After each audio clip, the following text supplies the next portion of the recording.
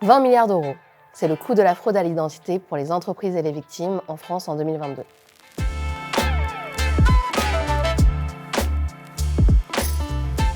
Alors aujourd'hui, on va se focaliser sur un type de fraude en particulier qui est la fraude documentaire, puisque c'est celle qu'on gère au quotidien chez QuickSign dans le cadre de nos activités avec les services financiers. Pourquoi la fraude documentaire nous intéresse autant ? Parce qu'elle est très simple et très répandue. Aujourd'hui, l'un des enjeux des services financiers est de digitaliser et de simplifier les parcours d'entrée en relation. Et forcément, plus on simplifie, plus on augmente les risques de fraude. Quels sont les types de fraude documentaire ? Alors il y a d'abord 1, la contrefaçon. On va créer de toutes pièces un faux document. 2, la falsification.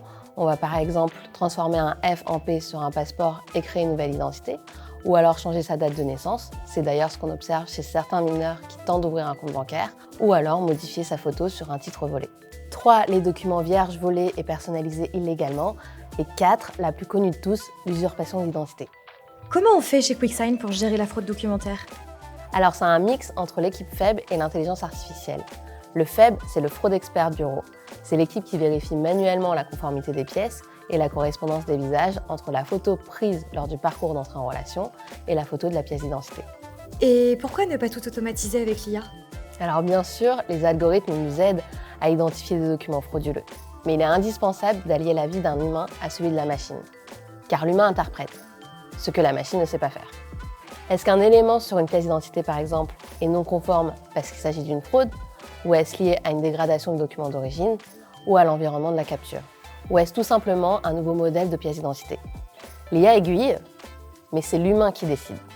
Par ailleurs, l'équipe web remonte à nos data scientists les fraudes récurrentes afin qu'ils entraînent leurs algorithmes à détecter les faux documents.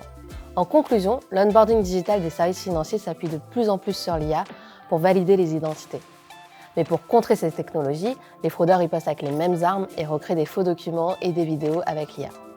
Vous l'aurez compris, c'est un combat sans fin.